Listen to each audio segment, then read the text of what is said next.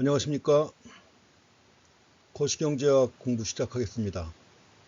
먼저 거시경제학에서 1편 해가지고 거시경제학에 대한 소개가 나옵니다. 거시경제학 들어가기 해가지고 두 개 챕터가 있습니다.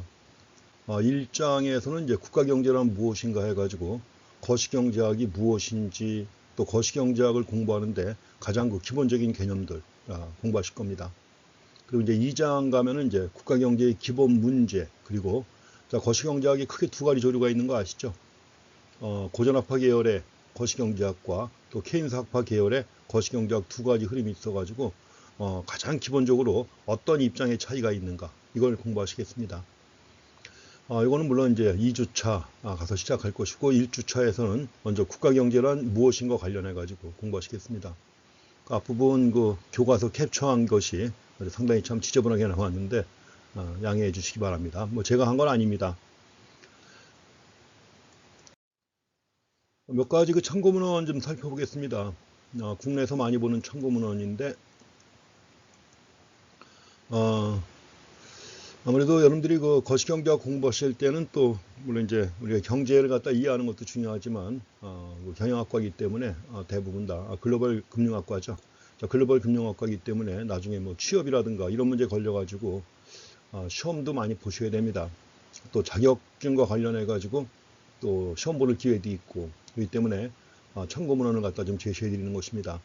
왜냐하면 국내에서 나오는 여러 가지 시험이 공기업, 금융 공기업의 채용 시험도 마찬가지고, 또 여러 가지 자격증 시험, 공인회계사라든가 기타 세무사에서는 재정학이 있죠. 기타 보험계리사라든가 이런 데서 경제학 시험을 갖다 보는데 상당히 수준 높게 나옵니다. 계산 문제까지 포함해 가지고 계산 문제가 최근에 꽤 많이 나옵니다. 그래서 이런 것들을 커버하려면은 사실 제가 좋아하는 책 중에 하나가 맹큐가 쓴 거시경제학 책, 상당히 좀 좋아하는 편입니다. 그렇지만 이거 가지고는 국내에서 여러 가지 시험이라든가 이런 것들이 커버가 안 돼요. 그래서 이런 것들은 그냥 참고로만 이해하시면 되겠고, 국내에서 많이 보는 책이 지금 우리가 보는 교과서 포함해 가지고 김경수, 박대근 교수가 쓴 책이 있습니다. 성균관대학교 교수인데 김경수, 박대근 교수가 쓴 책도 이미 5판까지 나올 정도로 꽤 인기 있는 책 중에 하나입니다. 그리고 고려대학교의 이정화, 신관호 교수가 쓴 책이 해가지고 거시경제학이 있는데 이것도 이제 시험에서 아주 중요한 대본이 되는 그런 책 중에 하나입니다. 조장옥 교수가 쓴 책이 있습니다. 조장옥 교수는 서강대학교 교수님인데 얼마 전에 한국경제학교 회장까지 지내고 한 그런 분입니다. 이분이 쓴 거시경제학 책은 흔히 평가하기를 뭐라고 하느냐 하면 거시경제학의 백과사전이다, 이런 평가를 합니다. 책이 아주 두꺼운 건 아닙니다. 다른 책에 비해서 두꺼운 건 아닌데, 그래도 이제 거시경제학에서 그동안 국내에서 모든 여러 가지 행정고시라든가 등등 해가지고 국내에서 나왔던 시험은 다 포함되어 있어요. 커버가 되어 있습니다.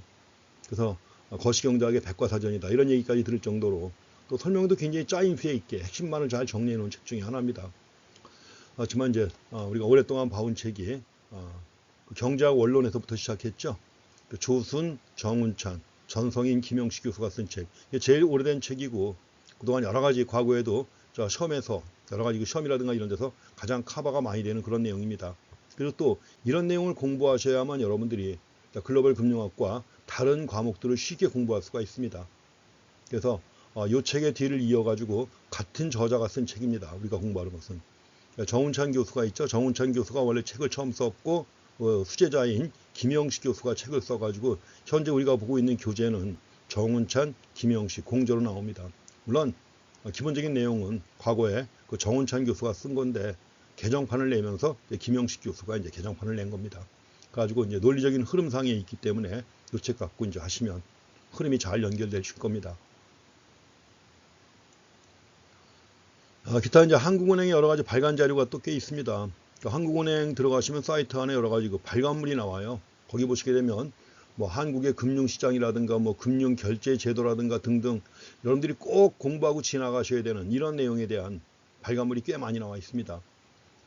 PDF 파일로다가 제공되는 게 많기 때문에 다운받아 가지고 꼭 보시는 게 좋습니다. 그리고 만약에 PDF 파일이 없는데 책이 나와 있다 하면 교보문고나 영풍문고처럼 큰 서점이 있죠. 이런 데 가면 정부 간행물 센터라고 해가지고 여러 가지 정부가 발간하는 자료 같은 것들 좀 싸게 팔고 있습니다. 물론 이제 이거 영리 목적이 아니니까 싸게 파는 거죠. 거기에 가서 이제 책을 사볼 수가 있습니다. 가시면은 관심 드는 책들이 꽤 있을 겁니다. 그래서 그런 책들은 이제 가지고 물론 이제 PDF 파일이 있는 경우에는 그거 가지고 공부하시면 되죠. 그래서 이제 그런 책들 함께 공부하시면 되겠습니다. 아마 금융 관련 공부할 때 꼭 있어야 되는 그런 책들이 그 정부간행물센터에 꽤 있습니다.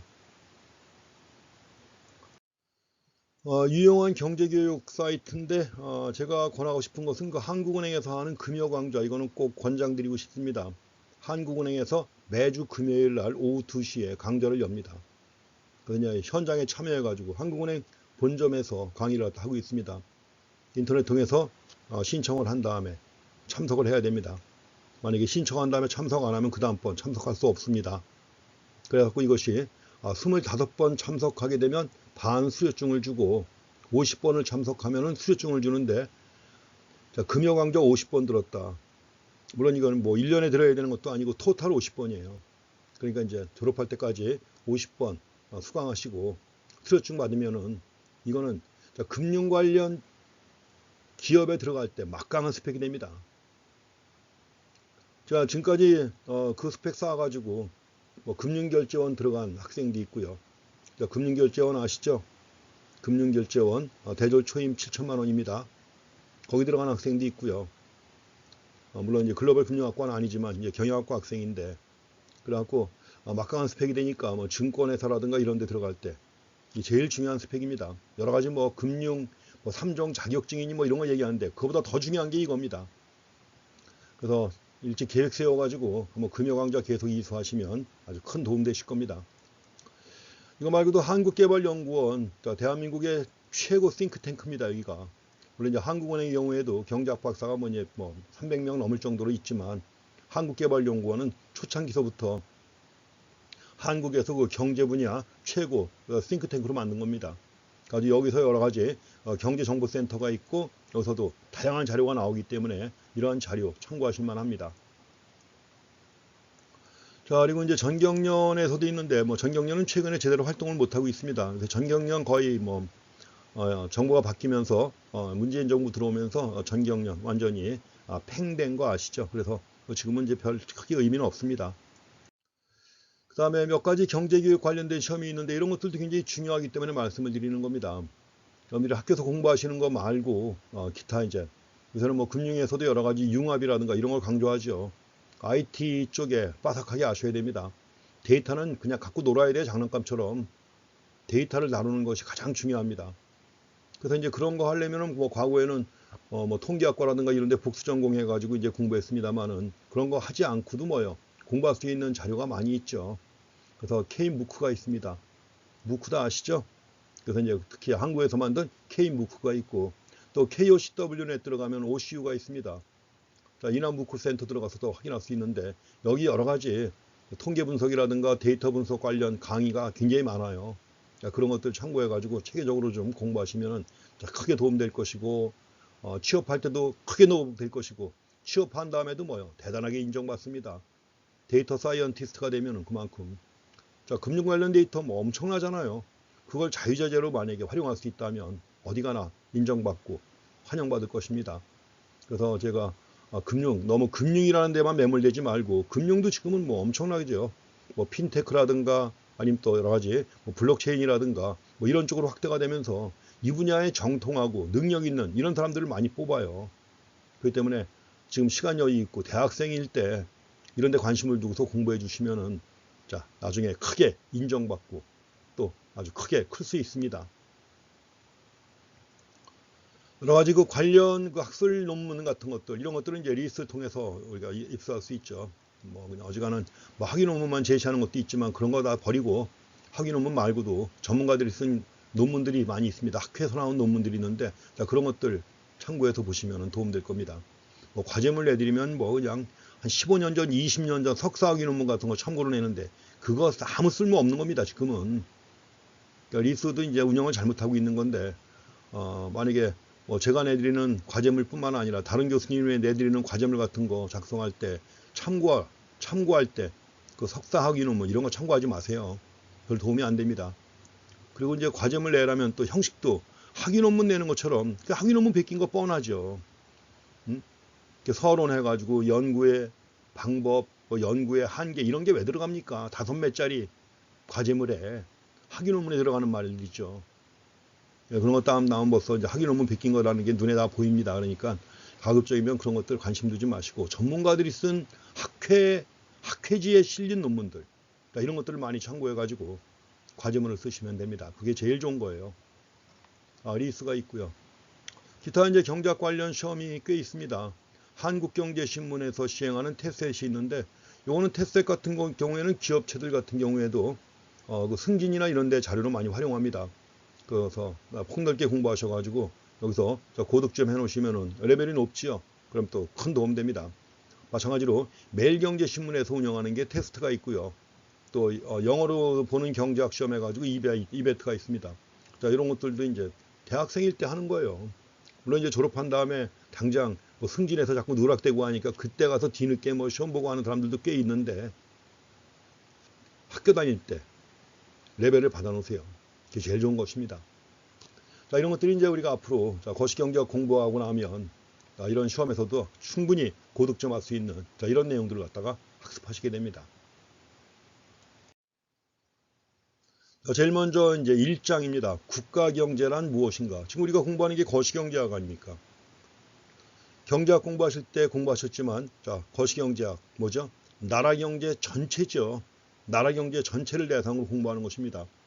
그래서 이것도 과거에는 뭐 국민경제라고 그랬습니다. 내셔널 이코노미 해가지고 국민경제라고 했는데 국민경제라는 용어가 최근에 풍기는 뉘앙스가 좀 약간 좋지 않게 풍기고 있습니다. 그렇기 때문에 이제 국민경제라는 말 대신에 국가경제, 지금 우리가 보고 있는 이 경제학 책을 쓴 정운찬 교수하고 김영식 교수는 국가경제라는 표현을 선호합니다. 하지만 저 같은 경우에는 오히려 나라경제 이런 말을 더 선호합니다. 어쨌든 간에 과거에 많이 쓰던 국민경제라는 말은 잘 안 씁니다. 지금은. 왜냐하면 그것도 역시 뭐예요? 흔히 얘기하는 토착 외구가 사용하는 일본식의 표현이기 때문에 국민경제. 옛날에는 초등학교 뭐라 그랬어요? 국민학교라고 그랬죠? 왕에게 충성하는, 천황한테 충성하는 신민을 만든다. 이런 의미에서 나온 말이기 때문에 국민이라는 말도 이제 잘 안 씁니다. 그래서 물론 이제 쓰는 말이지만 국민 이거보다는 국가경제 또는 나라경제 이런 말을 많이 쓰고 있습니다. 국가경제의 가장 기본적인 내용들 그 중에서 거시경제가 무엇인가 하는 거 차례대로 보겠습니다. 자, 지금 이제 이것도 참 캡처한 게 잘 안 나왔는데 여기서 공부하실 내용이 그겁니다. 거시경제학이란 무엇인가 이미 뭐 많이 알고 계시지만 다시 한번 리마인드 하는 겁니다. 그 다음에 이제 국가경제의 생산, 소득 및 지출순환에 대해서 공부하실 겁니다. 이걸 알아야만 나라경제가 작동하는 원리를 파악할 수가 있습니다. 그래서 1주차 1교시에는 여기까지 공부하시고 국민소득 통계가 나옵니다. 나라경제에서 제일 중요한 게 국민소득이죠. 우리가 여러가지 뒤에 가면 국민소득 모형들 많이 봅니다. ISLM 모형, 총수요, 총공급 모형 이런 것들 많이 보는데 다 국민소득의 결정 원리를 갖다 공부하는 거예요. 가지고 국민소득 통계와 관련해 가지고 여기서는 일단 먼저 여러 가지 개념들 공부하시고 실물 흐름이 있게 되면 배후에는 또 뭐가 있죠? 자금 흐름이 있죠. 그래서 국가경제의 자금 순환이 있어 가지고 이 두 가지는 이제 1주차 2교시에서 공부하실 것입니다. 그리고 또 이거 말고도 여러 가지 국가 통계가 있습니다. 자금 순환표라든가 국민 대체대조표 또 국제수지표 등등 있는데 이런 것들은 2주차에서 공부하시겠습니다. 이렇게 해가지고 먼저 1주차 1교시에서는 거시경제학이 무엇인가 또 나라경제 전체가 어떤 원리에 따라 순환되고 움직이는가 이걸 흐름을 잘 파악하셔야 돼요. 가계, 기업, 정부, 외국이 있잖아요.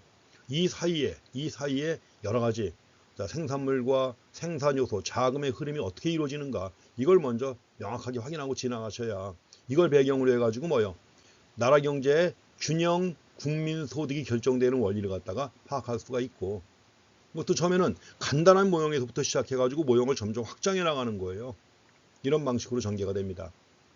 그래서 가장 단순한 모형이 케인스의 국민소득 결정 모형이 있고 이걸 좀 더 확장한 것이 ISLM 모형이 있고 이걸 좀 더 확장한 일반 균형 나라 경제의 일반 균형을 분석하는 모형이 총수요, 총공급 모형이 있죠. 지금 말씀드린 내용은 경제학 공부하실 때 공부하신 내용입니다. 그렇기 때문에 이 흐름을 먼저 명확하게 확인하고 지나가셔야 합니다. 그래서 1교시에 이런 내용도 중심으로 공부하시겠습니다.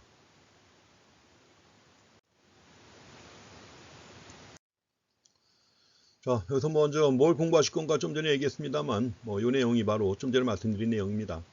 그래서 여기서는 먼저, 자, 국가 경제에서 재화와 서비스의 생산, 그 다음에 이에 대한 지출을 통해서 창출되는 소득이 어떻게 관계가 있는가 하는 거, 요걸 중심으로 해가지고, 이번 시간에 공부하시겠습니다. 그리고 이제 나머지 아래 내용은 다음 시간에 이어서 공부하실 건데, 그때 가면 또 다시 말씀드리죠. 먼저 간단하게 거시경제학이란 무엇인가 보고 지나가시기 바랍니다. 물론 당연히 미시경제학과 비교해 보셔야죠. 미시경제학 해가지고 공부하셨죠. 미시라는 말은 작게 본다는 얘기입니다. 마이크로, 작게 본다. 그래서 나라 경제 전체를 갖다 구성하는 수많은 주체들이 있습니다. 대표적인 게 뭐가 있죠? 가계, 소비자로서 가계가 있죠. 최소한의 소비 단위가 바로 가계입니다. 하우스홀드입니다. 그 다음에 이제 또 생산활동을 단위가 있죠. 뭐예요? 기업입니다. 그래서 이 수많은 가계와 기업이 어떤 원리에 따라 경제활동을 하는가, 이걸 연구하는 게 바로 미시경제학입니다. 여러 가지 여건이 주어졌을 때 주어진 여건에서 개별 경제 주체. 자, 개별 경제 주체라고 할 땐 대표적인 게 뭐예요? 소비자, 생산자입니다. 그래서 각 개별 경제 주체들의 각각의 소비자, 각각의 생산자 기업이 어떤 원리에 따라서 최적화하는가 하는 거 있죠. 자, 최적화라는 말 이해가시죠? 최적화가 뭐죠? 최적화는 일단은 자, 주어진 제약 조건이 있죠. 주어진 제약 조건을 인식한 다음에 그 주어진 제약 조건 하에서 뭔가 극대화를 추구하는 거예요. 그런데 가계 같은 경우에는 뭐예요? 소득 제약이 있죠. 그 소득 제약 하에서 효용 극대화를 추구하죠. 마찬가지로 기업은 여러 가지 비용 제약, 기술 제약이 있죠. 이런 여러 가지 제약 조건을 인식한 다음에 뭐예요? 이윤의 극대화를 추구하잖아요.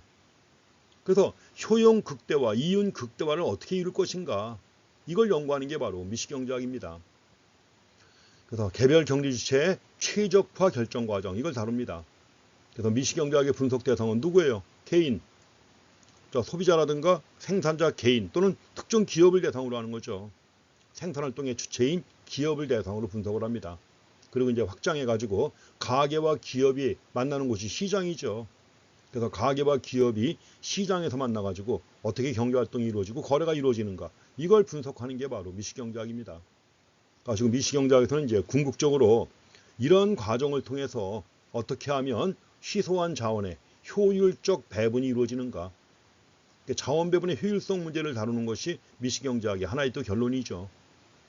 그리고 이제 그와 관련해 가지고 시장의 실패, 즉 시장이 자원의 효율적 배분에 실패할 때 그 원인과 대책들, 이런 걸 다루는 게 바로 미시경제학입니다. 가장 간단하게 얘기하면 개별 경제 주체들의 최적화 원리, 이걸 공부하는 게 미시경제학이다. 반면에 이제 거시경제학은 뭘까요? 미시경제학과 비교한다면, 자, 개별 주체들이 아니라 그 개별 주체들이 모여가지고 전체로서 나라 경제가 만들어지는 거죠. 그래서 집계됩니다. 집계. 그래서 경제 주체들의 선택이 집계가 돼요. 애그리게이션이라고 합니다. 애그리게이션 돼가지고 나타나는 국가 경제예요. 수많은 주체들이 모인 국가 경제. 그러니까 국가 경제, 나라 경제 전체가 어떤 원리에 따라 움직이는지, 이걸 연구하는 게 거시경제학입니다. 그래서 거시경제학의 분석 대상은 국가 경제의 여러 가지 집계 변수입니다. 가격이 아니라 가격이 아니라 뭐예요? 물가입니다. 물가. 또 개별 기업의 고용량이 아니라 나라 전체로는 고용이에요. 경제 전체의 고용. 그다음에 각 기업의 생산량이 아니라 나라 경제에서는 뭐예요? 국민 총생산, 국민 소득이에요. 이게 바로 집계 변수죠. 그래서 국가 경제의 집계 변수를 분석 대상으로 해가지고 거시경제학은 작동되는 것이다 하는 것을 확인하시기 바랍니다. 우리가 거시경제학을 얘기할 때 주의하실 것은 분석 대상 규모와는 관계가 없습니다. 분석 대상의 규모와는 관계가 없어요. 그런데 우리가 매출액이라든가 이런 걸 보게 되면 이 제너럴 일렉트릭의 매출액이 있죠. 1년 매출액. 1년 매출액이 트리니다드 토바고라는 나라가 있습니다.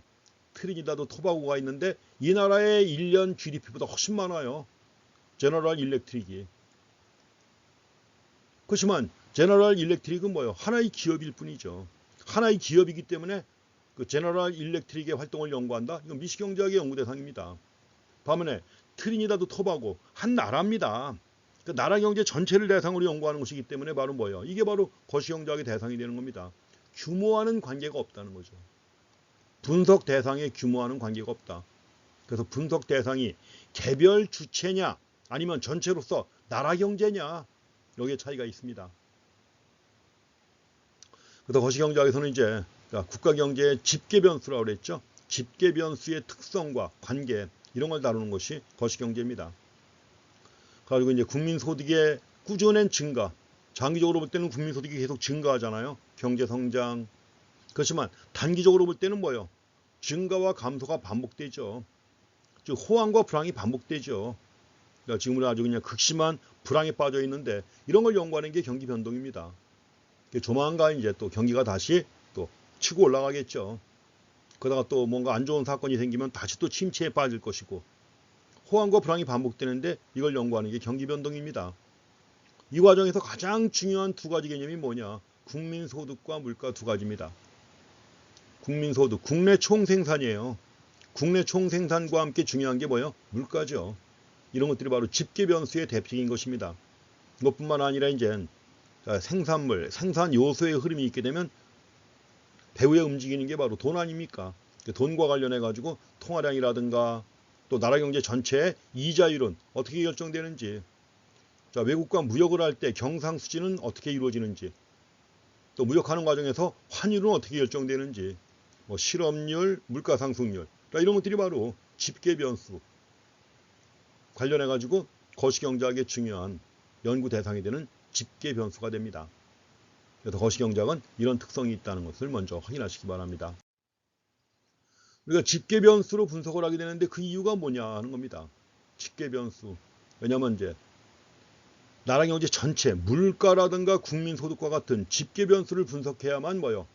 국가 경제 현상의 원인을 갖다 규명할 수 있어요.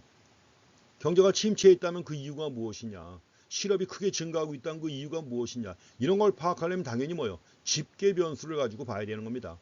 각 개별 기업의 고용량 가지고는 파악할 수가 없는 거죠. 그래서 국가 경제의 여러 가지 현상의 원인을 갖다 규명하고 예측하려면 집계 변수를 봐야 합니다. 물론 이제 개별 시장이나 또 개별 시장의 집합이 산업이죠. 자, 개별 시장, 개별 기업의 집합이 바로 산업인데, 자, 이런 것들이 되게 같은 방향으로 움직여요. 같은 방향으로 움직이는 이런 경향이 있기 때문에 따라서 집계 변수를 가지고 분석하는 경우 오류가 적게 발생한다는 것입니다. 그래서 집계 변수를 가지고 분석할 때 오류가 적다. 자, 지금 우리가 아주 어려움에 직면해 있잖아요. 어려움에 직면해 있다고 해서 모든 기업이 다 같이 울상인가요? 아니죠. 오히려 이런 사태 때문에 뭐요? 잘 나가는 기업도 있죠. 잘 나가는 기업들, 요새 뭐 IT 기업도 잘 나가고 있죠. 그리고 또 뭐 여러 가지 뭐 포탈이라든가 이런 것들. 음식 대부분 다 주문해서 많이 시켜 먹으니까 또 뭐예요? 그와 관련해 가지고 또 뭐 쿠팡이니 뭐 이런 기업들은 웃고 있단 말이죠. 바이오 기업들, 백신 개발이나 이런 문제 관련해서 바이오 기업들도 주가가 몇 배나 뛰었습니다. 이런 것이 있어요, 이런 거. 죽쓰는 기업도 있지만 또 뜨는 기업도 있고. 그렇지만 이제 대부분 같은 시장, 같은 산업은 같은 방향으로 움직인다. 또 나라 경제 전체로 봤을 때도 그 큰 흐름이 중심이 되는 거예요. 그래서 바로 이런 이유 때문에 우리가 집계 변수를 가지고 분석을 해야만 오류가 적다는 것입니다. 또 한 가지 거시경제학에서는 화폐의 역할이 매우 중요합니다. 물론 이제 우리가 화폐의 기능해 가지고 뭐 회계 단위의 기능, 거래 매개체로서의 기능, 가치 저장 기능 해가지고 화폐 기능을 세 가지 얘기하고 있지만 화폐라고 하는 것이 뭐예요? 다양하게 경제 전체에 영향을 미칩니다. 그래서 단순한 회계 단위에 그치는 것이 아니다. 화폐는 단순한 회계 단위에 그치는 것이 아니라 자, 화폐 가치에 대한 경제 주체들의 예상 이런 걸 통해서 물가는 물론이고 생산, 고용에 아주 큰 영향을 미치는 것이 바로 화폐죠. 그래서 거시경제학에서는 또 무엇보다도 화폐 역할이 매우 중요하다는 것도 확인하시고 화폐 역할을 함께 항상 공부하셔야 됩니다.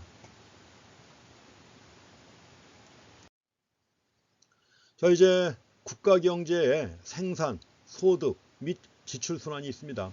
자, 생산과 소득과 지출 순환 늘 함께 움직이는 거예요.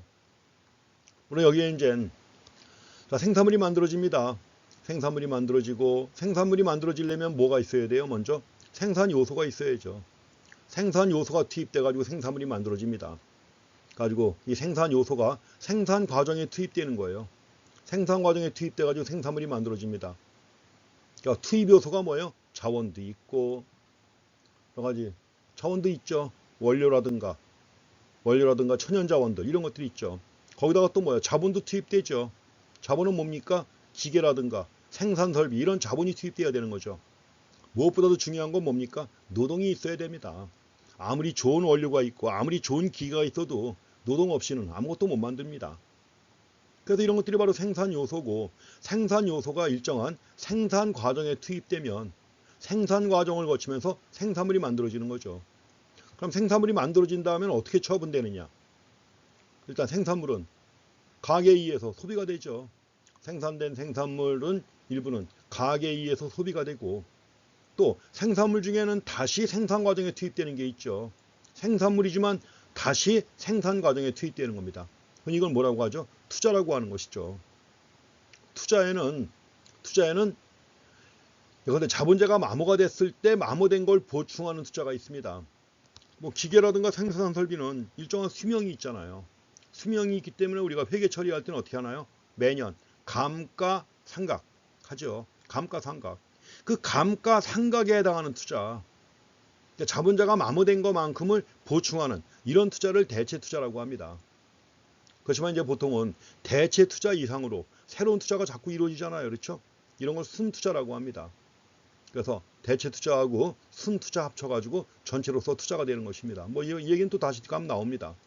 그래서 우리가 일반적으로 투자라고 할 때 투자는 총투자 얘기하는 것이고 총투자는 대체 투자하고 순투자 두 가지로 구성이 되어 있습니다. 이렇게 해갖고 다시 생산 과정에 투입되는 거예요. 그게 만들어진 생산물이 이런 식으로 처분되는 겁니다. 가장 기본적인 흐름 관계니까. 근데 이거는 이미 경제학 공부하실 때 봤던 내용입니다. 기억나시죠? 이렇게 해갖고 가장 기본적인 흐름 관계 파악하시는데 요걸 다 뒤에 가면 우리가 식으로 만들어야 돼요. 식으로 만들어서 분석을 하고 또 필요하면 계산도 할 겁니다. 계산도 해보셔야 되고 하니까 흐름을 먼저 파악하셔야 됩니다. 자, 재화가 있습니다. 그래서 먼저 국가경제의 순환해 가지고 나와 있는 게 생산물과 생산 요소의 순환. 앞에 그림에서 봤죠? 생산 요소를 투입해 가지고 생산물을 만든 다음에 그 생산물은 어떻게 처분돼요? 소비와 투자로 처분되는 거죠. 흐름을 갖다 봤습니다. 여기서 그 재화의 종류가 나와 있습니다. 재화를 갖다가 소비재, 자본재, 중간재 이렇게 구분합니다. 자, 소비재는 뭐예요? 자, 소비자의 최종 소비 목적으로 사용되는 겁니다. 어떻게 사용되는가 이거예요. 생산물이지만 어떻게 사용되는가. 자, 소비자의 최종 소비를 목적으로 사용되는 게 바로 소비재입니다. 똑같은 재화라고 하더라도 자, 소비자가 최종 소비 목적으로 사용돼야만 소비자가 되는 거예요. 그런데 우리가 밀가루가 있잖아요. 밀가루를 갖다가 파리바게뜨에서 밀가루 사다가 빵 만든다. 그러니까 밀가루는 뭐가 되는 거죠? 중간재가 되는 거죠. 밀가루는 그럴 때 중간재. 만약에 소비자가 사다가 집에서 빵을 만들어 먹는다. 그럼 소비재입니다. 그렇지만 제과점에서 밀가루 사간다. 그건 중간재가 되는 거죠. 그래서 이렇게 갖고 소비자의 직접적인 욕망을 충족시키기 위해서 사용되는 것이 소비재다. 그 다음에 자본재는 뭐라고 그랬죠? 자본재라고 하는 말 주의하셔야 돼요. 자본재는 기계라든가 생산설비, 도구 이런 거 얘기하는 겁니다. 그래서 일단 자본재 그러면 먼저 머릿속에 기계나 설비가 떠오르시면 됩니다. 그것도 생산된 거죠. 생산된 거지만 기계나 생산설비는 뭐예요? 다른 걸 만들기 위해서 사용되는 거 아니에요. 그렇죠? 소비자가 직접 소비하는 게 아니라. 그래서 자본재는 생산물 중에 다른 상품이나 서비스를 생산할 때 사용되는 겁니다. 이게 바로 자본재다. 자, 좀 전에 봤던 그림에서 우리가 생산물이지만 투자로 나가는 게 있었잖아요. 이 투자로 나가는 게 바로 뭐예요? 자본재. 자본재 투입되는 거예요. 이게. 자본재로 만들어지는 것이죠. 자본재로 이용되는 거죠. 자, 소비해가지고 소비자로 가면은 이게 소비자가 되는 것이고요. 그리고 이제 중간재도 말씀을 드렸는데, 자, 소비재나 자본재를 생산하는 과정에서 원료라든가 부속품처럼 중간에 소요가 되는 거 있죠? 그건 또 중간재라고 합니다. 자, 용어면 명확하게 확인하시고, 그래서 이제 경제학에서 공부했지만 리마인드하는 의미에서 체크하고 나가는 겁니다. 자, 투자도 말씀드렸습니다. 투자는 뭐예요? 자본을 마련하기 위한 거예요. 자, 투자로 나가는 돈이 기업으로 가서 설비가 되고 기계가 되는 겁니다. 그래서 기업이 자본을 마련하기 위해서 자본재를 구입하는 거, 이게 바로 투자입니다. 기계나 설비를 갖다 구입하는 게 바로 투자다. 그 투자가 이루어지게 되면 그것이 자본재화 돼가지고, 자본재니까 자본이 축적되는 거예요. 자본이 축적되기 위해서는 투자가 계속 이루어져야 되는 겁니다. 여러분들이 이미 플로우 개념하고 스탁 개념 아시겠지만, 투자는 플로우 개념이에요. 그 다음에 이제 축적돼서 나온 자본은 뭐가 되는 거예요? 스탁이 되는 거죠. 그래서 자본 축적을 위해서 자본재를 갖다 구입하는 게 바로 투자다. 자, 투자에 두 가지가 있다고 그랬습니다. 마모된 거 있죠. 생산 과정에서 마모된 부분, 소모된 부분, 이걸 대체하기 위한 투자를 갖다가 대체 투자라고 합니다. 또 대체 투자라고도 하고 재투자라고 하는 책도 아직 있습니다. 리인베스트먼트 해가지고 재투자라는 말도 씁니다. 대체 투자 또는 재투자. 그 다음에 자본재가 소모된 걸 갖다 보충하고 그 이상으로 새로운 투자가 이루어져요. 자본재를 증가시키는 거죠. 이런 투자를 갖다가 순투자라고 합니다. 넷 인베스트먼트예요. 넷 인베스트먼트. 이 두 가지 다 합쳐가지고 총 투자라고 합니다. 대체 투자와 순투자의 합계인데 두 개 합친 거예요. 총. 여기서 총이 영어로 뭘까요? 총은 영어로 그로스예요. 그로스 인베스트먼트. 그 다음에 순은 뭘까요? 순은 넷 인베스트먼트입니다. 경제학 공부하실 때도 했겠지만 국내 총생산이 있습니다. 국내 총생산이 있고 또 국내 순생산이 있어요. 국내 순생산. GDP가 있고 NDP가 있습니다. 그럼 총과 순, 그로스와 넷의 차이가 뭐냐? 자, 그로스와 넷의 차이가 뭐예요? 여기 나왔잖아요. 뭐예요? 이겁니다. 마모된 거, 소모된 거. 자, 소모된 거 어떻게 한다 그랬죠? 이거 감가상각한다 그랬죠? 감가상각한다. 그래서 이렇게 생각하시면 됩니다. 앞으로 여러 군데서 쓸 용어예요, 이거는. 그러니까 용어를 명확하게 하셔야 됩니다. 우리가 보통 국내 총생산하고 국내 순생산하게 되면 차이가 뭐냐? 감가상각비예요. 그래서 GDP에서 감가상각비를 빼면 그게 바로 뭐냐? NDP입니다. 국내 순생산이에요. 그래서 그로스하고 넷의 차이가 바로 뭐다? 감가상각비다. 비용을 뺀 겁니다. 우리 1년 동안 생산하다 보면 국내 총생산은 뭐냐? 1년 동안에 생산된 것만 다 더한 거예요. 그냥 생산된 것만, 물론 중간 생산물을 빼고 최종 생산물을 다 더한 겁니다. 근데 생산 과정에서 뭐예요? 기계라든가 자본재가 마모가 됐잖아요. 근데 이걸 전혀 고려하지 않고 생산물을 다 더한 게 뭐예요? 국내 총생산 그로스예요. 근데 그럼 순수하게 얼마가 만들어진 거냐 알려면은 뭐예요? 생산 과정에서 마모된 자본재의 가치는 빼야만 순수한 생산물이 나올 거 아닙니까? 그래서 넷 개념이 나오는 거예요. 그래서 그로스와 넷의 차이가 뭐다? 감가상각비. 그리고 그 감가상각비에 해당하는 투자가 뭐다? 대체 투자다 이겁니다. 앞으로도 그로스 넷 개념이 나오면 항상 그렇게 생각하셔야 돼요. 그로스와 넷의 차이는 바로 자본재의 마모분 감가상각비에 해당하는 부분이다. 그렇게 생각하셔야 됩니다. 앞으로 계속 나올 개념이기 때문에 처음 나왔을 때 명확하게 확인하고 지나가시기 바랍니다. 좀 전에 봤던 그림에서 국가경제 순환 과정의 특징이 나옵니다. 결국 국가경제 순환 과정의 특징인데 가장 단순하게 본다면 결국 뭐예요? 소비냐 투자 간의 선택이죠. 생산물이 일부는 소비가 돼가지고 나갔고 나머지는 투자로 나갔잖아요. 이거 말고 또 없느냐? 또 물론 있습니다만 일단 크게 본다면 두 가지예요.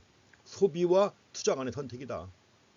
그리고 이 소비와 투자가 이루어져 가지고 뭐예요? 소비와 투자가 이루어져 가지고 가계와 기업이 소득을 얻잖아요. 그럼 소득이 있기 때문에 이걸 바탕으로 해가지고 또 생산 요소를 제공해가지고 생산물이 만들어지는 것이고 계속 순환되는 겁니다. 이렇게 갔다가 또 여기서 이렇게 가고 끝나는 게 아니죠. 또 가고 또 가고 순환이에요. 서큘레이션. 그래서 우리가 국가경제 순환 과정의 특징이라고 했는데 국가경제를 키워가는 겁니다. 순환되는 과정에서 전체 흐름은 계속 커지는 거예요. 이게. 그래서 국가경제 순환 과정의 특징에서는 자, 일단 소비와 투자 간의 선택이다 하는 거, 또 순환적 성격을 띠고 있다는 거, 이걸 확인하고 지나가시고 이해하셔야 됩니다. 또 한 가지 국가경제 순환 과정에서는 항상 생산물과 생산 요소의 흐름이 있게 되면 반대 방향으로 뭐가 있어요? 화폐의 흐름이 있죠. 화폐의 흐름. 그래서 생산물과 생산 요소 순환의 반대 방향으로 화폐 소득과 지출의 순환이 어떻게 반대 방향으로 이루어집니다. 반대 방향으로 나타난다는 거 확인하셔야 돼요. 그래서 이거 갖다 우리가 국민 소득의 순환이라고 하는 겁니다. 그래서 반대 방향의 흐름까지 포함해 가지고 그림으로 그려서 설명하는 것은 뭐 경제학 때 책마다 다 나옵니다. 어떤 책이든 간에. 그래서 갖다 우리가 국민 소득의 순환 해가지고 가장 기본적인 경제 모형의 하나입니다. 경제 모델. 그래서 모델의 대표적인 것이 바로 국민 소득의 순환 모델. 가장 대표적입니다. 순환이에요. 순환적 성격을 띠고 있다는 걸 확인하시기 바랍니다. 그래서 이 순환을 갖다가 좀 더 약간 구체화 시켜가지고 자세히 봅니다. 어떻게 스캔을 참 어떻게 했길래 이렇게 나오는지 모르겠습니다. 원래 제가 쓰는 이 파워포인트는 저자가 만든 거예요. 사실 뭐 저자가 만들었겠습니까? 정운찬 교수는 이미 은퇴하셨죠. 서울대학교 총장, 국무총리 다 지내고 은퇴하셨습니다.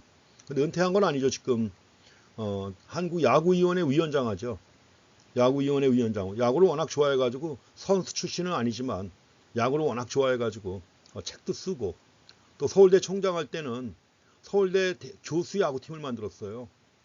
교수 야구팀을 만들어가지고 인하대 와가지고 인하대 지금 운동장 저 뒤에 야구장이 있었습니다. 야구장이 있었는데 그걸 지금 주차장으로 만든 거예요. 그래가지고 거기 와가지고 인하대 교수 야구팀하고 경기도 하고 했습니다. 그래서 제가 마침 그때 거시경제학 수업 끝났을 때인데 경기가 시작되는 걸 제가 알고 있었죠. 그 학생들한테 얘기했습니다. 지금 정운찬 교수가 와 있으니까 그 정운찬 교수가 쓴 책 가지고 혹시 사인해 달라면 사인해 줄 거다. 그 학생들이 몰려갔죠. 이렇게 사인 다 해주고 그냥 이름만 써주는 게 아니라 그래도 성의 있게 학생 이름 물어본 다음에 이름에 맞게 또 해가지고 또 덕담 한마디 붙여가지고 성의 있게 사인 받아온 학생들이 꽤 있었습니다. 아주 그냥 기분 들떠가지고 되게 좋아했었는데 뭐 그런 분인데 지금은 이제 어쨌든 간에 이제 강의 같은 거 안 하니까 그 제자인 김영식 교수가 현재 그 서울대학교 금융경제연구원 원장을 맡고 있는데 그 김영식 교수가 이제 이렇게 했는데 근데 이걸 김영식 교수가 또 했겠습니까? 아니겠죠. 제가 판단하기엔 출판사에서 어떻게 한 건지 아니면 대학원생한테 맡긴 건지 모르겠는데 좀 너무 성의 없이 했습니다. 이렇게 부연 게 어디 있습니다. 이렇게 어쨌든 간에 가장 단순한 모형이에요. 단순한 모형. 왜 단순해요? 거기에는 가계와 기업만 있잖아요. 우리가 경제주체 그러면 가계와 기업이 있지만 또 누가 있습니까? 정부가 있죠. 정부가 있고 또 외국이 있죠. 근데 일단 가계와 기업 간에 이루어지는 가장 단순한 모형을 이해한 다음에 이 모형에다가 정부를 포함시키고 외국을 포함시켜서 모형을 확장해 나가는 겁니다. 거시경제 공부할 땐 다 그렇게 해요. 왜냐하면 처음부터 아주 복잡한 모형 가지고 공부하다 보면 헷갈리고 막 이래요. 그러니까 모형을 가장 단순한 모형에서 기본 원리를 파악한 다음에 거기다가 다른 부분 하나를 더 추가해 가지고 모형을 확인하고 그 다음에 또 다른 부분 하나 더 추가해 가지고 완전한 모형 만들고 이런 과정을 거쳐서 나갑니다. 여기서도 일단 가계와 기업 간에 이루어지는 단순한 소득순환 모형입니다. 앞에서 제가 말씀드린 거 얘기했었죠. 가계는 이거 한번 읽어보세요. 여기에 원래 그림 밑에 설명 나와 있고 설명 아래 몇 줄 나와 있는데 이런 것들이 가장 핵심만 요약한 겁니다. 그래서 책 갖고 공부하실 때도 그 내용들 요약한 그런 내용들 이런 것들을 잘 보시고 그 내용을 보신 다음에 이게 공부했는데 이해가 안 간다. 그럼 다시 한번 본 내용, 자세히 설명된 내용을 보셔야 되는 거예요. 그래서 가계는 보유한 생산 요소를, 가계가 생산 요소 가지고 있습니다. 가계가 보유하고 있는 거예요. 기업에 판매하죠. 그럼 이제 판매했으니까 뭘 얻었어요? 소득을 얻었죠. 소득을 얻었으니까 소득을 가지고 뭐 하는 거예요? 소비하는 거죠. 소득이 있으니까 이걸 가지고 소비하는 거죠. 그럼 가게가 소비한다는 말은 뭐죠? 기업이 생산해 가지고 파는 생산물을 갖다가 구입하는 거죠. 소득이 있기 때문에 기업이 생산한 재화와 서비스를 소비하는 겁니다. 이게 소비예요. 가계의 소비. 생산 요소를 제공하고 얻은 소득을 가지고 소비하는 겁니다. 가게가 소비해야만 그 돈이 기업으로 가는 거죠.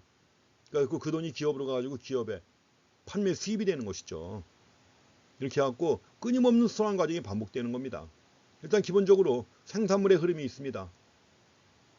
자, 생산물의 흐름.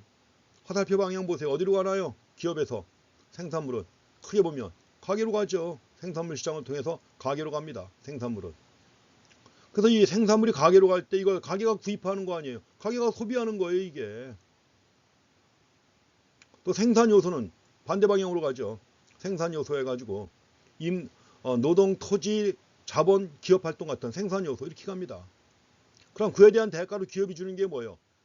노동에 대한 대가로 임금을 받죠. 임금을 주죠. 자본에 대한 대가로 이자가 나오죠. 토지에 대한 대가 지대, 기업 활동에 대한 대가가 바로 이제 경영이라고 하는 겁니다. 이게. 흔히 우리가 생산 요소 세 가지 얘기할 때는 노동과 자본과 토지라고 하죠. 하나 더 추가하면 경영이 추가가 되는 거예요. 경영, 기업 활동 얘기하는 것이고 그 경영 활동에 대한 대가는 이윤이라고 합니다. 이게 이윤. 물론 이제 우리가 이윤도 나중에 뭐 미시경제학에서 나왔지만 초과 이윤이냐 정상 이윤이냐 이걸 구분하죠. 여기서 얘기하는 이윤은 보통 정상 이윤 개념으로 파악하시면 되는 겁니다. 그래서 임금, 이자, 지대 이윤. 자, 가게가 생산 요소를 제공하고 받은 거예요. 그 임금이자 지대 이윤 이게 뭐가 되는 거예요? 가게 소득이 되는 거죠. 이게 바로 가계의 소득으로 주어지는 거예요. 나라 경제 전체에 대해서 이게 다 합쳐지면 뭐가 돼요? 국민 소득이 되는 것입니다. 이런 흐름을 갖다 파악하셔야 돼요. 자, 생산물 시장에서도 여기서 이제 총지출이라는 개념이 나옵니다. 총지출. 자, 이제 지출, 총수요 이런 개념이 나오는데 사실은 같은 겁니다. 총수요나 총지출이 같은 건데 이걸 구분해야 될 경우가 있어요. 가지고 지출이라고 할 때는 익스펜디처라고 해서 E라고 씁니다. E라고 하는데 여기서 지출은 두 가지가 있죠. 단순 모형에서 지출은 두 가지입니다. 뭐예요? 소비, 컨섬션하고 투자, 인베스트먼트하고 두 개예요. 그래서 지금 단순한 모형에서 총 지출이라고 할 때 E는 C 더하기 I가 되는 것입니다. 요 식도 꼭 기억하셔야 돼요. 총 지출, 자 C 더하기 I라고 하는 거 봐주시고요. 이렇게 해서 생산물과 생산 요소 흐름이 있게 되면 반대로 뭐가 있어요? 화폐 및 금융시장을 통해서 가계는 저축을 하죠. 또 마찬가지로 기업도 저축하기도 하고 또 반대 방향으로 해가지고 기업들은 필요한 자금을 갖다가 차입하기도 하고 또 주식이나 채권을 발행해서 판매도 하고 합니다. 이런 식으로 자금을 조달하는 거죠. 자, 가계의 역할 나와 있습니다. 다 말씀드렸습니다. 생산 요소를 기업 부문에 판매해가지고 가계는 소득을 얻습니다. 자, 이 소득은 어떻게 처분되나요? 일부는 소비하고 나머지는 어떻게 되나요? 저축되죠. 자, 저축은 영어로 savings라고 합니다. 저축은 영어로 savings라고 해가지고 결국 소득은 앞으로 Y로 표시할 거예요. 소득은 Y 또는 인컴이라고 해서 I로 표시합니다. 근데 I로 표시하면 어떻게 될까요? 인베스트먼트하고 헷갈리지 않습니까? 투자라고 해서 인베스트먼트가 있는데 소득은 그래서 인컴이라고 안 하고 yield라고 해서 Y로 표시합니다. 그럼 여기 나오는 식을 만들 수 있죠. Y는 C 더하기 S입니다. 저축은 savings, S예요. 그래서 Y는 C 더하기 S다. 가게가 소비하게 되면 기업이 생산한 재화나 서비스를 구매하는 것이고 나머지 저축한 돈은 소득 중에 소비되지 않은 부분이죠. 그러니까 소득의 흐름에서 밖으로 빠져나갑니다. 저축은 소득 순환의 흐름에서 밖으로 빠져나가기 때문에 누출에 해당합니다. 자, 주입과 누출 개념 이것도 잘 구분하셔야 돼요. 자, 주입과 누출. 자, 주입은 인젝션, 누출은 리퀴지라고 합니다. 자, 빠져나가는 부분이 누출이고 밖에서 들어가는 부분이 인젝션이에요. 그래서 가계가 저축을 하게 되면 저축한 돈은 소비되지 않고 빠져나가기 때문에 누출에 해당합니다. 기업은 어떻게 하나요? 재화나 서비스를 생산했죠. 가게에다 판매해가지고 수입을 얻습니다. 그리고 이제 기업이 하는 게 중요한 게 투자죠. 기계를 구입하거나 공장을 건설하는 건데 이 투자는 밖으로부터 소득 순환 과정에 들어가는 거예요. 안으로. 그래서 투자는 주입에 해당됩니다. 인젝션, 주입에 해당되는 겁니다. 자, 가계 부문, 기업 부문 나와 있는데 그 내용이 어떻게 이게 좀 중복됐네요. 좀 이렇게 중복됐고요. 자, 지금 우리가 저축은 누출이고 주입은 투자라고 그랬죠. 투자라고 했는데 이 저축과 투자, 물론 금융기관이 있어가지고 이걸 매개로 해가지고 저축과 투자가 이루어지고 일반적으로 두 개는 크기가 다릅니다. 저축과 투자는 크기가 다르겠죠, 당연히. 왜 그럴까요? 굉장히 중요한 얘기입니다, 이거는. 왜냐면 우리가 저축과 투자가 같다는 게 국민소득의 균형 조건이에요. I equal S. 투자 I equal 저축 S가 같다. 항상 같아요. 항상 같아요. 이게 국민경제의 중요한 균형 조건의 하나입니다. 가장 단순한 균형 조건인데. 근데 일반적으로 두 가지는 크기는 다르다. 크기가 다른데 크기가 다르다고 할 때는 여기다 이제 용안을 더 추가해야 됩니다. 사전적으로는 같을 수가 없지요. 왜냐면 저축은 누가 하는 겁니까? 저축은 가계가 하는 거죠. 투자는 누가 합니까? 기업이 하는 것이죠. 주체가 달라요.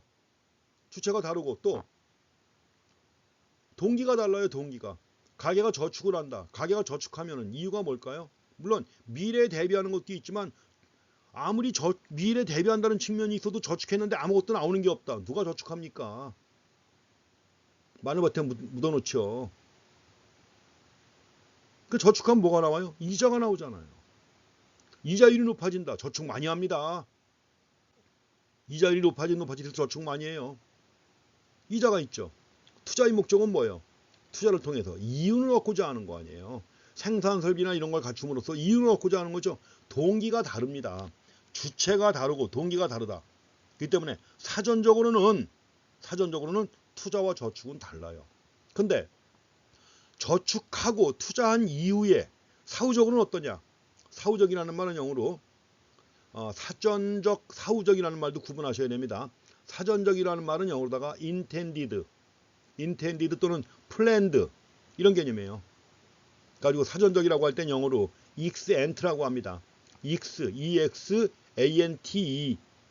exant라고 그래요. 제 노트북 갖고 했으면 이거다 지금 다 펜 가지고 쓰면 되는데 이게 지금 노트북을 사용할 수가 없습니다. 노트북이 내장 마이크가 음이 계속 뜨고 막 해가지고 최신형인데도 불구하고 그래요. 한계입니다 이게. 그래서 지금 못 쓰고 있기 때문에 자, 그래프 그리거나 이런 게 다 큰 문제입니다. 그렇다고 해서 이 마우스 가지고 이걸 일일이 할 수는 없는 것이고. 자, 그래서 어쨌든 간에 사전적이라는 말 영어로 exant입니다. exant. 이 말은 intended 또는 planned예요. 그럼 사후적이다. 사후적이라고 할 때는 영어로 expos라고 합니다. 실제로 계획한 대로 의도한 대로 이루어진 거예요. 이루어졌을 때 사후적. expos라고 하는데 뜻은 realized 이런 얘기예요. 그러니까 뭐냐면 저축과 투자는 사전적으로는 같을 수가 없죠. 주체가 다르고 동기가 다르기 때문에. 그러나 사후적으로는 항상 일치합니다. 사후적으로 저축과 투자는 항상 일치한다.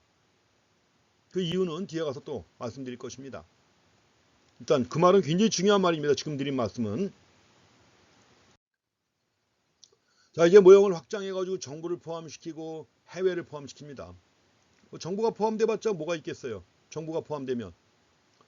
자, 정부가 세금을 거두죠. 정부가 들어가면 세금을 거둡니다.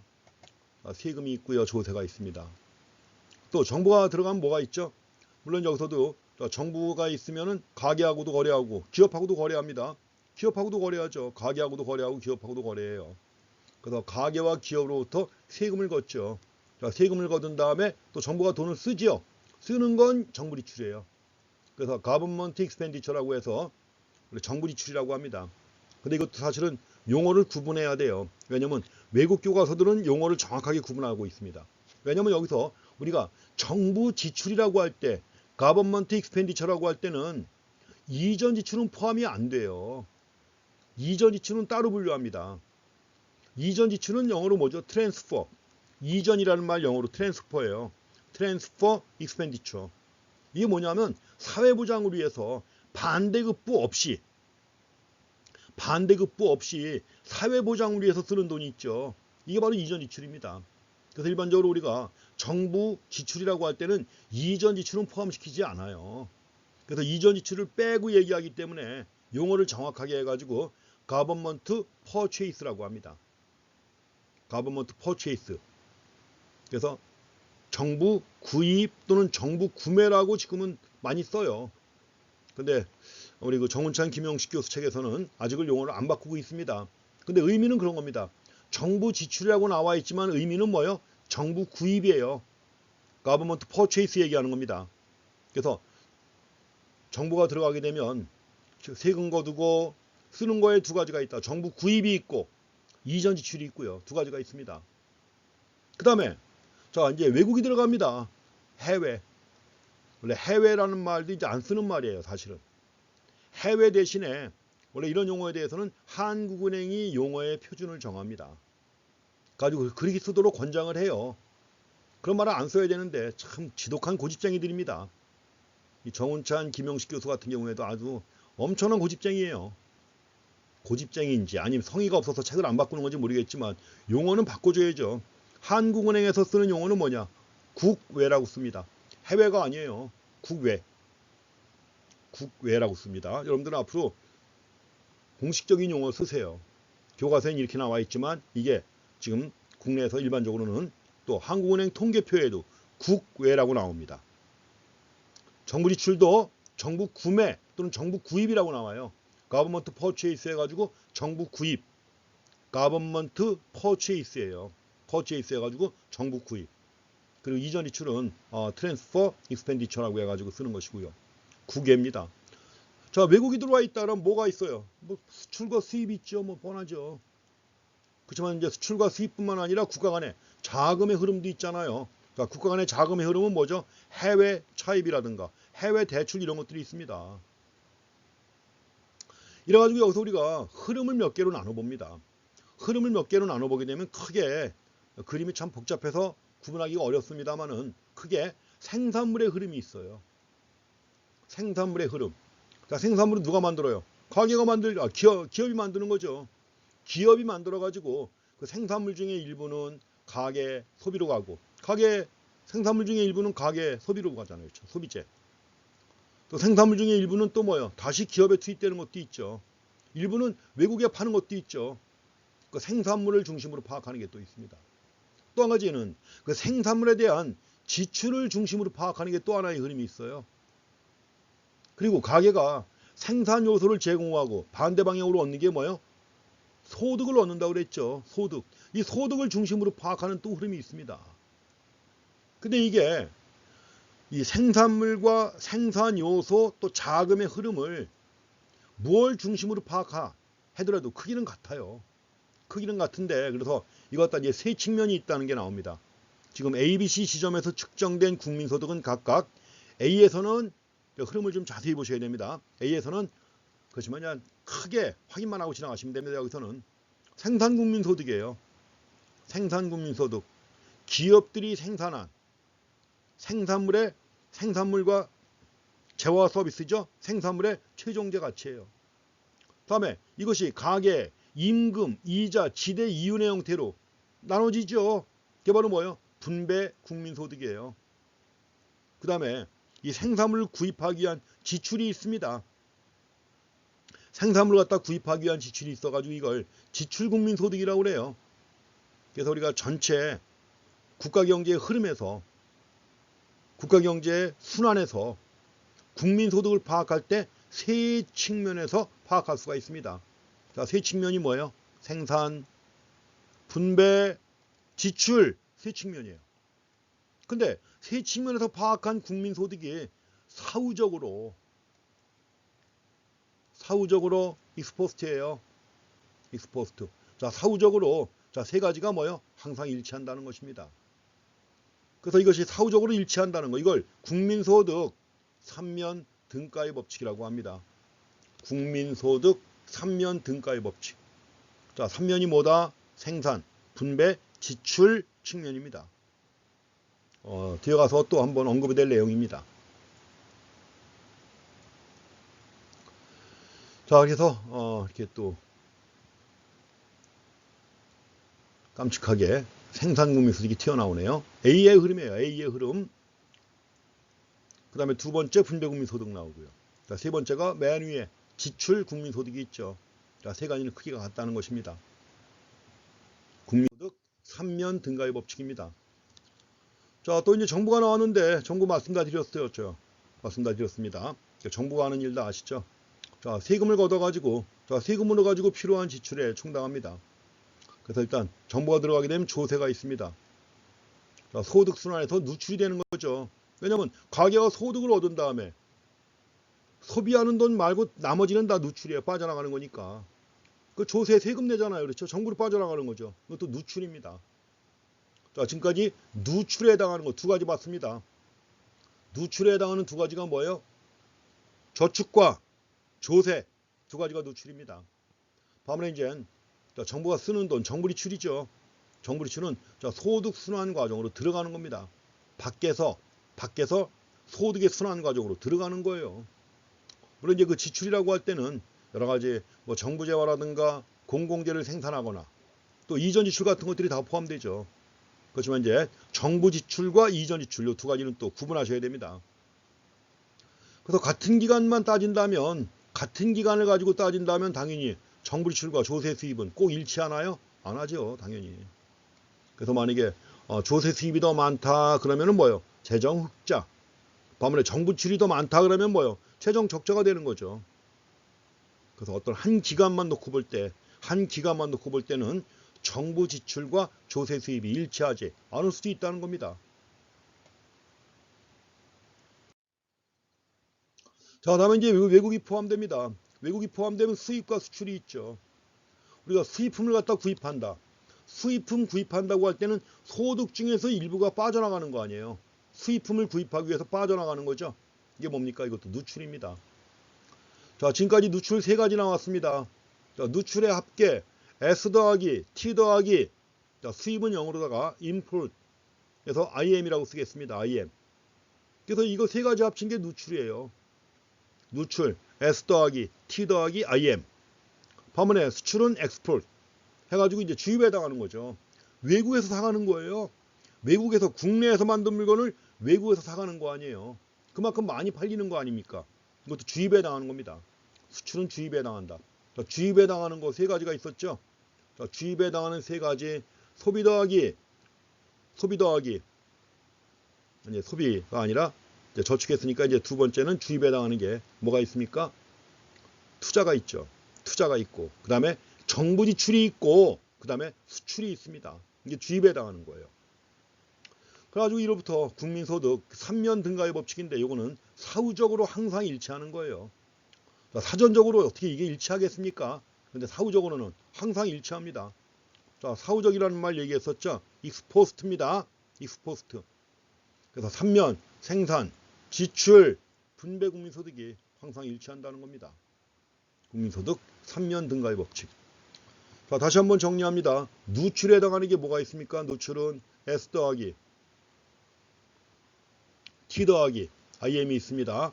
자, 주입에 해당하는 것은 I 더하기 G 더하기 그 다음에 X풀 EX가 있습니다. 이렇게 해갖고 국민소득의 균형을 파악할 때 그렇게 또 파악도 합니다. 뒤에 가면 나옵니다. 그래서 일단 지금까지 한 얘기니까 정리하고 지나갑니다.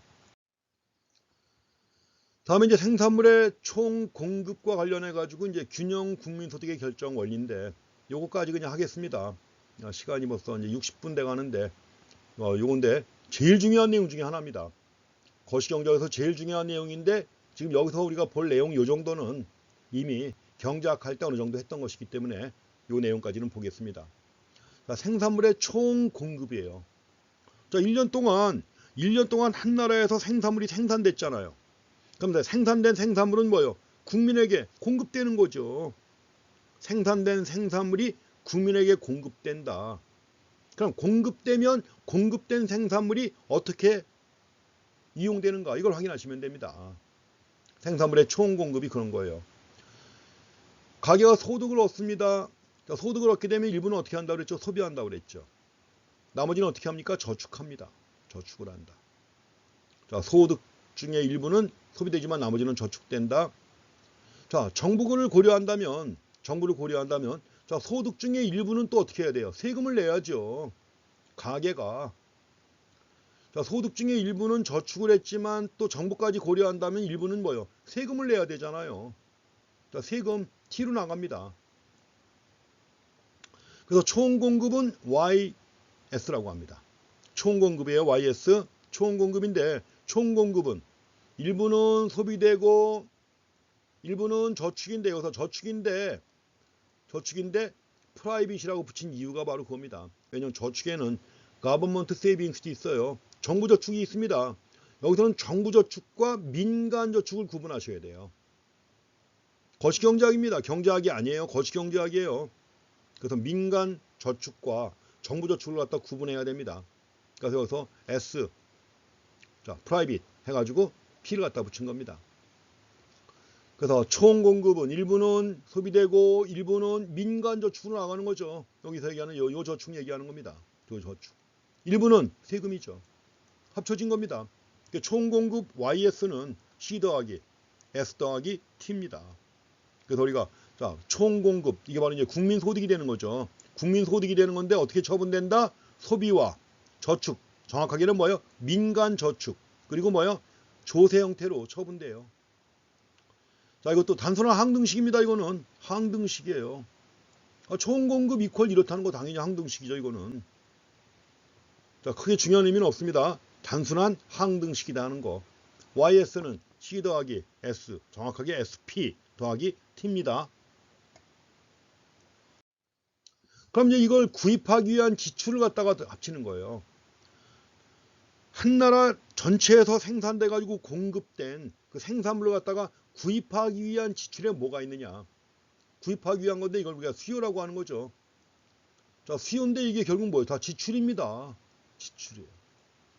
그래서 앞에서 우리가 총 수요하고 총 지출은 같은 거예요. 사실은. 그래서 앞에서 총 지출 해가지고 익스펜디처 해가지고 E라고 하는 부호 쓴 게 나왔었죠. 단순한 모형에서 E는 C 더하기 I라고 했습니다. 근데 여기서는 지금 총 수요라고 했는데 결국 총 지출이죠. 왜? 다 지출이에요. 소비 지출, 투자 지출, 정부 지출, 그 다음에 뭐요? 국외 유출. 그래서 자, 수요는 자, 일부는 소비되고 또 투자를 목적으로 지출되고 정부가 쓰는 게 있죠. 외국으로 나가는 게 있죠. 4개를 더한 겁니다. 근데 우선 여기가 순수출이라고 했어요. 순수출인데 이게 뭐냐? 수출 빼기 수입입니다. 그래서 다른 책에서는 보통 이걸 NX라고 씁니다. 순수출 해가지고 저도 이제 흔히 뭐 제가 쓴 책에서도 그렇고 NX라고 쓰는데 정은상 교수 책에서는 이걸 또 별도로 자, Q라고 써놓고 있어요. X-Q. X가 뭐예요? X는 export, 수출. Q는 수입을 이렇게 쓰고 있습니다. 수출 빼기 수입이니까 이게 바로 뭐예요? 순수출이 되는 것이죠. 그래서 총 수요는 소비, 투자, 정부 지출, 순수출을 구성하고 있습니다. 꼭 외워놓으셔야 돼요. 늘 나오는 겁니다. YD입니다. 총 수요니까 YT. 아까 총 공급은 YS였죠. 총 수요는 YT equal C 더하기 I 더하기 G 더하기 export 빼기 import 해가지고 net export 순수출입니다. 그래서 이제 수입은 빼야 되는 거라고 했죠. 빼야 된다. 차감이라는 말 빼야 돼요. 왜 그럴까요? 수입을 빼야 되는 이유가 뭘까요? 우리가 수입한 거. 자, 수입한 거. 자, 가게가 소비하는 거에는 수입한 거 포함되어 있죠. 가게가 소비할 땐 수입한 것도 포함하잖아요. 기업이 투자한다. 기업이 설비를 만든다. 이럴 때는 뭐예요? 자, 수입해온 기계도 있고 다 있단 말이에요. 정부의 정부 지출이 있다. 이 중에 수입한 거 없겠어요? 있죠. 전투기도 수입해왔고 함정도 수입해왔잖아요. 그래서 C와 I와 G 안에 수입이 이미 포함되어 있습니다. 수입이 포함되어 있기 때문에 이 식을 만들 때는 뭐예요? 이걸 빼줘야 되는 거예요. 수입을. 그래서 여기서 수입을 갖다가 빼줘야 하는 것입니다. 마이너스 Q. 그래가지고 순수출로 부르는 겁니다. 자, 이제 균형입니다. 균형은 어디서 이루어져요? 균형은 총 수요와 총 공급이 같을 때 이루어지죠. 그래서 YD equal YS, 이게 바로 균형이고, 여기서 국민소득이 결정되면 이게 바로 균형 국민소득이에요. 근데 이걸 또 단순화하게 되면 어떻게 되느냐? 단순화하게 되면 아까 봤던 식에서 나옵니다. 누출의 합계와, 누출이 뭐예요? 이거죠. 저축, 조세, 수입, 누출의 합계예요. 그 다음에 I 더하기 G 더하기 X는 뭐예요? 이게 주입이죠. 그래서 결국 총 수요와 총 공급이 일치한다는 말을 이걸 약간씩을 변형시켜 가지고 이제 정리한 겁니다. 사실 엄밀하게 얘기하면 양변에서 Y를 뺀 다음에 C가 양변 쪽에 다 있잖아요. YD에도 C가 있죠. YS에도 C가 있잖아요. 그 C를 뺀 다음에 조정한 겁니다. 식을 조금 조정한 거예요. 조정해서 이렇게 정리해 놓으면은 이렇게 해갖고 누출의 합계와 주입의 합계가 같다는 것도 결국 뭐예요? 국민소득의 균형 조건이 되는 거예요. 이것도 국민소득의 균형 조건. 그래서 국민소득의 균형 조건, 자, 총 수요와 총 공급이 일치한다고 해도 좋고, 또 뭐예요? 누출과 주입이 일치한다고 해도 좋고요. 누출과 주입이 일치한다 해도 좋고요. 이것도 가장 단순한 모형이라고 하면 가계와 기업만 있다. 가계와 기업만 있다고 하면 또 이거 조건을 뭐라고 하면 될까요? S equal I, 저축과 투자가 일치한다는 조건이에요. 그 저축과 투자가 일치할 때 균형이다. 이렇게 해도 됩니다. 자, 균형 조건을 다양하게 표현할 수가 있습니다. 자, 누출은 빠져나가는 겁니다. 주입은 밖에서 안으로 들어가는 거예요. 그래서 밖에서 안으로 들어가는 주입이 계속 이루어져야만 국민소득의 순환은 크기가 점점 더 커지는 거예요. 그래서 여기서 자, 누출의 합계가 만약에 더 크다 그러면 소득순환은 감소합니다. 반면에 주입의 합계가 크면 클수록, 자, 주입의 합계가 크다 이러면 국민소득순환이 증가하는 겁니다. 이 흐름 이해하셔야 돼요.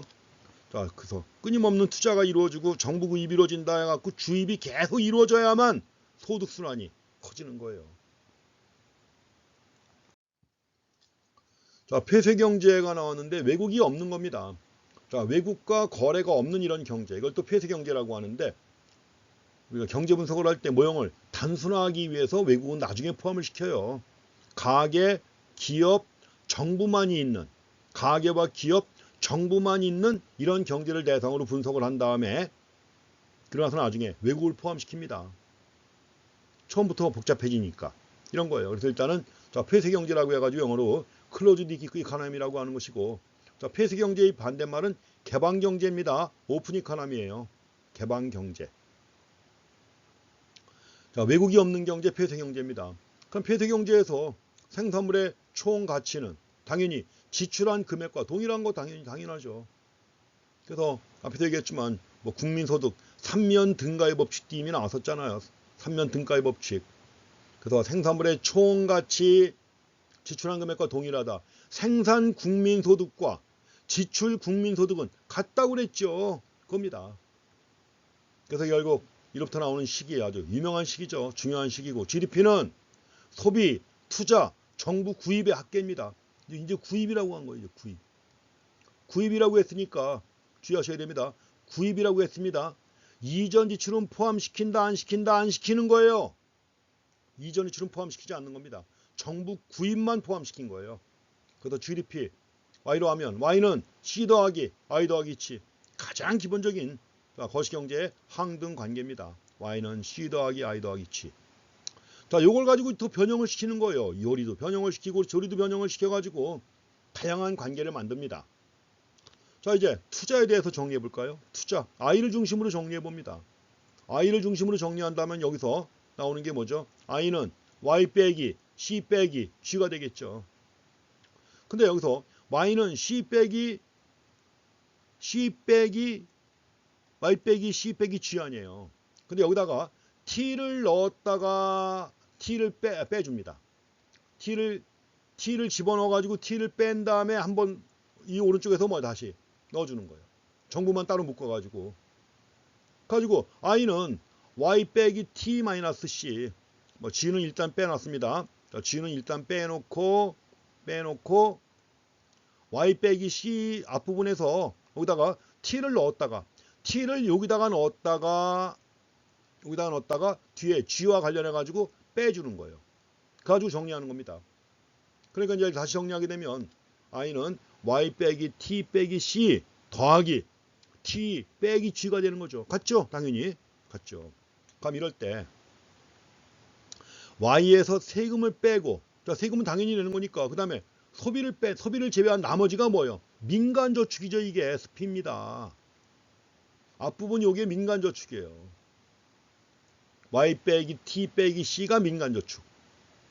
반면에 정부가 자, 세금을 걷어가지고 일부는 안 쓰고 남겼단 말이에요. 자, 정부가 세금으로 거둔 돈을 안 쓰고 남겼다. 뭐예요? 정부저축이죠. 이게 S 가버먼트입니다.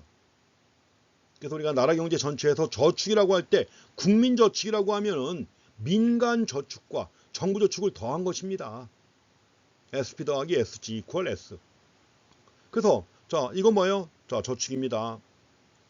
요게 이제 국민저축이에요. 국민저축이고, 자, 요거 뭐예요? 총투자입니다. 어때요? 같죠? I 이퀄 S입니다. I 이퀄 S. 맨 앞과 맨 끝만 또 한번 연결해 볼까요? 뭐예요? I 이퀄 S예요. I 이퀄 S. 저축과 투자가 일치한다는 거 굉장히 중요한 항등관계예요. 이게 항상 일치합니다. 사후적으로, 물론 사후적으로. 사전적으로는 일치하지 않을 수가 있다고 그랬죠. 왜? 사전적으로는 주체가 다르고 동기가 다르다. 일치하지 않습니다. 그렇지만 사후적으로는 항상 일치합니다. 자, 이 관계 아주 굉장히 중요한 관계예요. 항상 거시경제 공부하는 동안에 머릿속에 떠올라야 됩니다. 기본적으로 여기서 시작한 거죠. Y는 C 더하기 I 더하기 G라고 하는 이런 관계에서 시작한 겁니다. 요걸 조금 변형시켜 가지고 이 관계를 갖다 어떻게 만든 거예요? I 이퀄 S의 관계를 만든 거예요. 그리고 요 사이에 포함되는 요것도 다 내용 같이 확인하셔야 됩니다. 자, 별 얘기 아닙니다. 정부저축이라고 했는데 균형재정이라고 할 때는 정부 지출과 조세 수입이 일치하는 거죠. 이럴 때 정부저축 얼마? 0이죠. 반면에 재정적자라고 할 때는 거둔 거보다 쓴 게 더 많아요. 거둔 거보다 쓴 게가 더 많으니까는 정부저축은 마이너스가 되는 거죠. 재정흑자다. 걷어가지고 다 쓰지 않고 남기는 거예요. 뭐예요? 양의 정부저축이 되는 거죠. 이게 플러스의 정부저축이 되는 겁니다. 그 정부저축 개념을 이렇게 해서 한 가지 뭐 안 봐도 되는 건데 한번 체크해 보시고. 자, 이제 개방경제입니다. 개방경제 외국이 들어왔습니다. 외국이 있게 되면 뭐가 있어요? NX라고 썼습니다. 순수출 X-Q라고 했던 거죠. 앞에서는 우리가 X-Q라고 해서 나왔던 거죠. 순수출입니다. 그럼 이제 또 식을 변형시켜 봐요. 총투자는 아까 했던 겁니다. T를 넣었다가 뺐다가 여기서 다시 넣어주는 거예요. 요거 저 넣고 여기다가 이제 NX까지 포함시킨 겁니다. 여기다가 NX를 갖다 더 추가한 거예요. 앞에서 봤던 거에서. 개방경제니까 정부가 들어가야 되는 것이고, 정부가 들어가려니까 당연히 뭐요? NX를 갖다 집어넣어야죠. 가지고 이걸 정리한다면 이 앞부분은 SP라고 그랬죠. 요 T-G는 SG였죠. 빼기 NX. 하게 되면 전체로 봤을 때 저축 빼기 NX가 되는 거예요. 이것도 아주 중요한 관계입니다. 중요한 관계. I는 S 빼기 NX. 항상 같아요. 그래서 우리가 자, 이로부터 알 수 있는 게 뭐냐? 이로부터 알 수 있는 중요한 관계가 바로 이겁니다. 민간 및 정부의 초과저축. 민간 및 정부의 초과저축은 뭐와 같다? 경상수지 흑자와 같다는 거. 아주 중요한 관계입니다. 민간 및 정부의 초과저축은 경상수지 흑자와 같다는 거. 굉장히 중요한 관계입니다. 그래서 자, 민간 저축 빼기 투자 SP 빼기 I 더하기 정부의 T 빼기 G지요. T 빼기 G. 이것이 뭐와 같다? 경상수지 흑자 X-Q와 같다는 겁니다. x-q와 같다는 거. 자, 이 관계 아주 중요한 관계입니다. 중요한 관계. 식으로 만들어가지고 계산 문제도 많이 물어보기도 하고, 그 거시경제학 책마다 다 연습 문제에 다 나와 있어요. 이 관계는 꼭 알아야 되는 관계 중에 하나입니다. 그래서 바로 이걸 연결시켜 본다면 실제 2000년대 미국의 막대한 경상수지 적자, 물론 미국은 경상수지 적자에서 벗어난 적이 없습니다. 특히 2000년대 막대한 경상수지 적자가 바로 뭐예요? 재정 적자의 증가하고도 관련이 있단 말이에요. 원래 우리가 쌍둥이 적자라고 그래요. 쌍둥이 적자라고 하는 건데, 막대한 경상수지의 적자가 뭐하고 밀접한 연관이 있다? 재정 적자하고도 밀접한 연관이 있고, 하나 더, 낮은 민간저축. 미국은 민간저축이 아주 낮은 나라예요. 이와 관련이 있다는 겁니다. 굉장히 중요한 얘기입니다.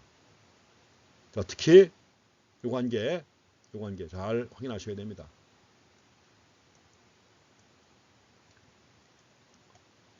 자, 시작부터 이제 좀 어려운 내용으로 이어지고 있는데, 그런데 이런 내용들이 계속 이어지고 이제 반복됩니다. 반복돼야 또 뒤에 나오는 좀 더 복잡한 모형 다 이용할 수 있습니다.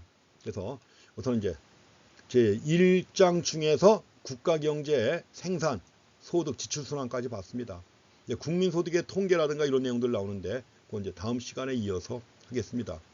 자, 시간이 길어졌는데 어차피 처음 나왔기 때문에 이제 설명을 자세히 하다 보니까 이렇게 됐습니다. 그래도 설명 좀 자세히 하고 진행하는 게 낫죠.